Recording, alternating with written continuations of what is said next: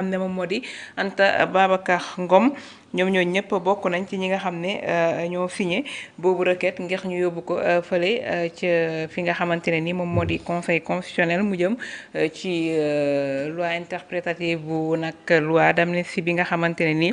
voté nañu ko keroog ca assemblée nationale Benno ñoom daal di nañu rek renforcer waat peut-être ak ñenn ci ay non inscrits ak ñi nga xamante ne ni moo di rek groupe parlementaire Takku Wallu mu nekk 23 députés yi nga xamante ne ni signé nañ boobu lay recours 23 Anta Babacar ci la bokk Thierno Alassane Sall ak Amadou Ba bu jàmm ak njariñ. waaw député yi ci kanam à 17h ñi ngay wax ñi ñu ci bëri dañu war a dajee fii. fu ñu tuddee Fun City xam naa ma dafa leen publicité bi. Fun City dañu war a def conférence de presse à 17h. ñoom Takku Wallu yooyu ak yenn député non inscrits xam naa mooy ñoom Anta quoi. mooy ñoom Anta Thierno Alassane. voilà Mbaye ñoom ñoo ci nekk ay non inscrits. voilà Anta Babacar Thierno Alassane. ci kanam tuuti 17h 0 ci 17h daa war nañ def rencontre foofu. xam naa pour wax li nga wax pour aussi certainement loolu mooy nekk seen débat mooy seen recours bi. recours bi nag ñoom amoon nañ ba suba pour mu tey moo nekkoon su ma juumlee dernier délai tey la mercredi. tey la mercredi voilà tey la dernier délai bi su ma juumlee parce que constitution bi prévoir recours bu ñu adopté loi daf ne ginnaaw ba président amee 8 jours pour promulguer loi bi. député yi àndul ci loolu wala ñi ci àndul am nañu 6 jours pour déposer seen recours. Donc la loi a été adoptée le mercredi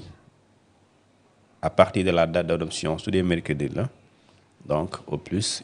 war nañ ko déposer avant mardi du dëgg léegi soo ko déposer avant mardi le conseil il a aussi lui à donner son avis même si son avis c'est une décision il a à donner son avis et quand bu joxee avis am si l'avis est favorable ak loi bi mooy que ne président moom il a à promulguer cette loi. Si l'avis n'est pas favorable mooy loi bi nee nañ jàpp nañ ne loi bi maanaam elle n'est pas conforme à la constitution. parce que conseil constitutionnel lay xool la constitutionnalité de la loi loolu lañ ko ne waxal ci loolu. léegi député yi ko saisir pour ne jàpp ne loi bii méngoowul ak suñu constitution conseil constitutionnel moom xam na lu muy tontu. parce que bu ko liiree xam na loi bi est-ce que violé na constitution wala violé wu ko léegi su ko violé conseil moom dina loi bi baaxul su ko violé wul conseil bi dina loi bi dara nekku si mën nañ ko jëfee te bu dee mën nañ ko jëfee président da koy promulguer ñu publier ko ci journal officiel bi et si c'est le cas avant samedi war nga ko gis ci journal officiel bi parce que après 8 jours loolu moo war a am. léegi politiquement pour jàmm ak njëriñ ñëw rejoindre Takku Wallu ci loolu mën na nekk lu ñu waroon mën a xaar ndax moment bi nga xam ne ñu ngi def amnistie bi ñoom ñëpp Benno Bokk Yaakaar la ñu nekkoon mais tey bu ñu gisee ku ci mel ni Thierno Alassane Sall ak Anta Babacar Ngom ñëw bokk ci xeex bi nga xamante ne ni moom la Takku Wallu nekk di def jëm ci amnistie bi. politique Sénégal bari na nu ñu tuddee coalition. wala retrouvailles contre nature waaw. retrouvailles ou coalition contre nature mooy ñu doon xasante démb di xoolante comme adversaire ñoom ñooy retrouver wu tey parce que circonstances yi dafay nekk retrouvailles circonstancielles. dafay nekk retrouvailles boo xamante ni principe boolewul leen de mais ñàkk la moo maanaam situation bi taxaw moo tax. tey Sonko ak Khalifa Sall nekkuloon di ànd. ana Khalifa Sall mu ngi ci opposition Sonko mu ngi ci nguur gi. tey nekkul di ko opposé kon ana principe bi leen boole woon ba yow mënu leen moom moo leen boole mu fort mënu leen tàggale yoo tax léegi kii gagné nguur gi yow nga décidé nekk fii wala kii décidé nekk fii kii nekk fële ana principe vraiment bu taxaw dëggantaan moo tax Sénégal la politique sénégalaise elle est malade de principes et de convictions. Est-ce que réellement les hommes politiques sénégalais am nañ réellement principe ak conviction un principe ne change pas mais booy dee moom ngay deewaale du ma lekk maafe doo ko lekk waaw am na ñoo xam ne du ma def lii duñ ko def lii laa gëm ci politique aussi da nga koy gëm léegi nag puisque politique nee naa la circonstance la jamono jooju fu ñu nekk ñoo bokk rang parce que lu ñuy xeex mooy ñoom ils sont dans l'opposition donc quand tu es dans l'opposition vous avez presque les mêmes combats c'est quoi vous vous opposez simple vous opposez à qui au régime donc lépp li régime bi def jàpp nga ne di noonu lañ ko war a defee yow yaa yore xalaat bu baax bi yaa yore solution bi mais après bon si vraiment aujourd'hui comme ni ma la ko waxee principe amoon na retrouvailles yu bëri du am parce que démb yaa taxaw fii di xas APR ne leen yi ne yàq réew mi da ngeen cuune tey APR perte nguur gi ñi nga doon àndal di xas di wax APR da ngeen cuune ñooñu falu nga leen di xas ñoom ànd ak ñi nga doon xas démb pour xas waale ñi nga doon ànd ak ñi nga doon xas démb nga ànd ak ñi nga doon àndaal di xas ak ñooñu et nga ñooñu gagné nga retourné ànd ak ki nga doon xas nga ne ba nu muy gérer cuune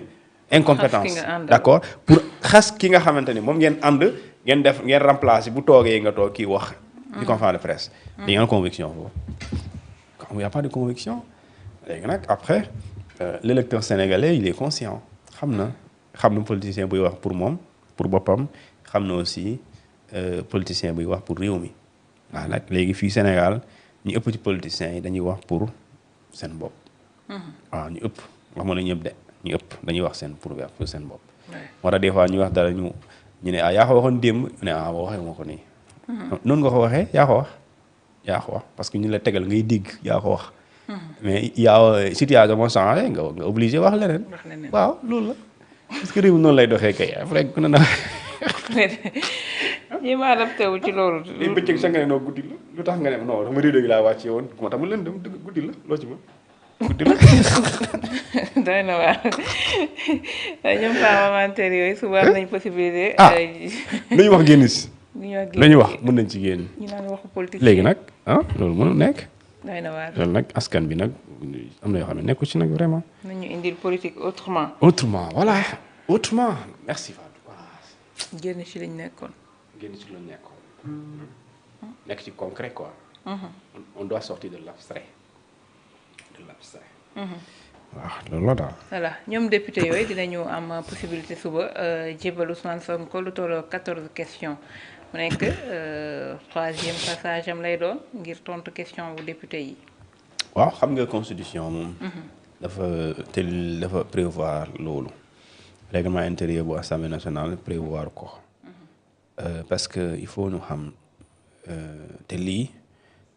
nga ci war a comprendre mooy contrôle de l'Assemblée nationale contrôle bu mu war a def ci gouvernement bi parce que Assemblée nationale dañ ko sas lu bëri waaye nit boo ko sasee da nga koy jox moyen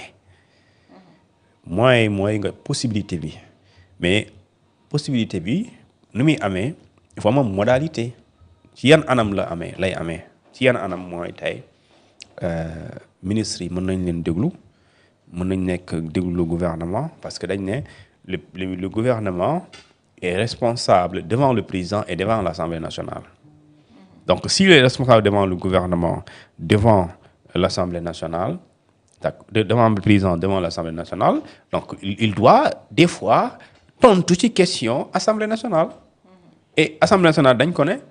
da ngay contrôler l'action du gouvernement. Et quand on veut contrôler l'action du gouvernement, l'Assemblée war na xam gouvernement bi lan lay def. léegi pour mu xam lu muy def da koy laaj léegi pour mu laaj nga ñëw tontu tu viens à l'Assemblée nationale par plusieurs moyens à travers des questions écrites nga tontu ou à travers des questions orales parce que la constitution daf ne et le règlement intérieur daal di ko dëggal l'Assemblée les députés peuvent entendre le Premier ministre, les autres membres du gouvernement sur des questions d'actualité dont ils sont tenus d'y répondre. Kon jàppal ne heure bu député waxee dara ministre bi wala Premier ministre amul choix il est obligé mu tontu parce que tenu d'y répondre la ñu wax tenu kon amul choix tu es obligé donc léegi nag obligé waxuñu ban période dañ ne bu ñu def loolu tontu boobu dinañ waxtaan assemblée nationale ak gouvernement bi ñu xool ban date la ñuy tànn léegi mooy waral des fois ñu ne la date tel parce que dañuy xool calendrier bi la ñuy aménage ku ne ñu xool ba nga mën a disponible mu tombe après ngeen mën a ñëw assemblée donc c'est aussi simple que ça. léegi nag su boobaa dafay tax li ñu tuddee rapport exécutif ak li ñu tuddee législatif ñu gën a mën a jouer son rôle parce que assemblée nationale waruñ ko tënk rek ci ay voter loi waaw wala déedéet dépassé na ko. évaluer les politiques publiques comment tu peux évaluer les politiques publiques alors que yow l'autre mission de contrôle du gouvernement tu ne l'assumes pas. gouvernement boobu xam ne xamoo lu muy def wala soo ko laajee du la tontu comment tu veux plus tard évaluer l'action du gouvernement comment tu veux le faire alors que dañ ne lu njëkk d'abord da ngay contrôler l'action du gouvernement mais quand tu contrôles nga xam lu ne nu muy demee fu muy dugg parce que yaa gën a yow yaa ne dañaa représenter askan bi askan boobu quand tu lui rends compte tu vas lui dire quoi par rapport ak benn ministre lu muy def bu dee ministre boobu boo ko woowee assemblée du ñëw wala bu dee premier ministre soo ko woowee assemblée du ñëw comment tu vas rendre compte au peuple sénégalais en tant que député donc cette mission de contrôle su boobaa dafay manqué maintenant pour nga bañ a yem ci contrôler seulement bu jeexee l'évaluation elle est obligatoire l'évaluation c'est mooy yéen député yéen a fi ñëw ministres yi yéen a fi ñëw ngeen défendre seeni budget pour l'année budgétaire bii ñëw léegi jeex na 31 décembre balaa léegi kaay la wax ñu yéen li ngeen ci def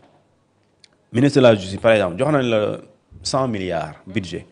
alors waxoon nga da ngay tabax ay prisons waxoon nga da ngay améliorer yenn prisons yi léegi wax ñu est-ce que cela a été fait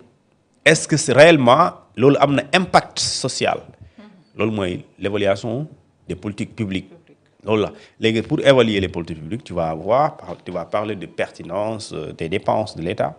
parce que quand tu décaisses 1 milliard pour def dara nga ne da nga koy defal waa Thiès mais waa Thiès war nañ sentir bi 1 milliard yooyu bu ñu ko dugalee ci loolu lan la soppi seen dund nga def comparaison avant 1 milliard et après 1 milliard pour nga xam ndax léegi ministre boobu bu ñëwaatee assemblée sax du waxaat noonu ne ko dama koy defal waa Diourbel est-ce que di nga naan déet baax na parce que danaan waa Thiès de bu ñu leen indilee dara baaxu ci nee nañ démb ak tey la ñu yemale ça n'est pas pertinent et dans ça mën nga ci gis ne xaalis bi dañ soit détourné nañ ko wala manière bi nga ko utiliser baaxul parce que mën nga dépenser 1 milliard sàcculoo ko waaye fi nga ko dugal amul njëriñ léegi si boobaa ñu corriger ko et loolu li tax liy wane loolu rapport yi ñëw daal di dëggal loolu les codes de contrôle et je pense que moo tax daje bi dafa am solo daje yooyu ñu ñëw tontu ci ay faits yoo xamante ni sénégalais yi gën a xam parce que loolu la ñu wax le gouvernement est tenu de répondre aux questions des députés et les députés ont le droit de poser des questions sur tout thème